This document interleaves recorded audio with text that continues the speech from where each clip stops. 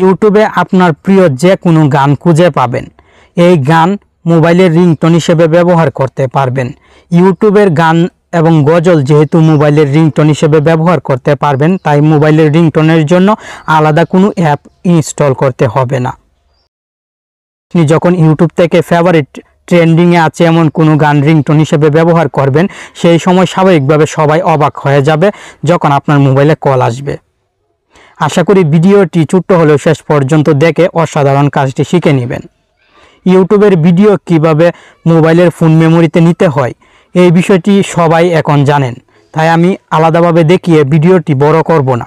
আপনি যদি তবু ইউটিউবের ভিডিও ফোন মেমোরিতে না নিতে পারেন তাহলে কমেন্ট বক্সে জানাবেন, অবশ্যই ভিডিও তৈরি করব। আর ইউটিউবে এসেও যদি সার্চ করেন কিভাবে ইউটিউবের ভিডিও ফোন মেমোরিতে নিতে হয় এই টাইটেল লিখে, তাহলে কিন্তু অনেক ভিডিও পাবেন। ভিডিও দেখেও আপনি খুব সহজে এই কাজটি করতে পারবেন। এখন চলুন দেখি কিভাবে ফোন মেমোরি থেকে মোবাইলের রিংটোন সেট করতে হয়। প্রথমে যে মোবাইলে রিংটোন সেট করতে চান সেই মোবাইলের সেটিংসে চলে আসবেন। সেটিংসে চলে আসলে স্বাভাবিকভাবে এখানে অনেক সেটিংস থাকবে। নিচের দিকে স্ক্রল করে চলে আসলে এখানে পেয়ে যাবেন সাউন্ডস অ্যান্ড ভাইব্রেশন।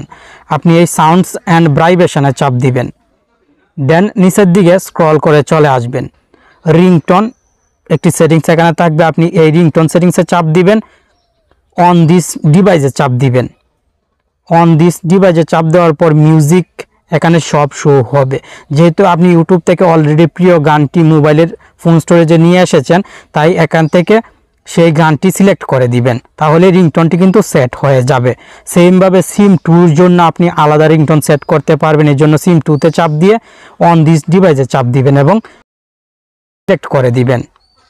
আশা করি এভাবে আপনি খুব সহজে ইউটিউব থেকে যে কোনো গান মোবাইলের ফোন স্টোরেজে নেওয়ার পর মোবাইলের রিংটোন হিসেবে ব্যবহার করতে পারবেন। ধন্যবাদ।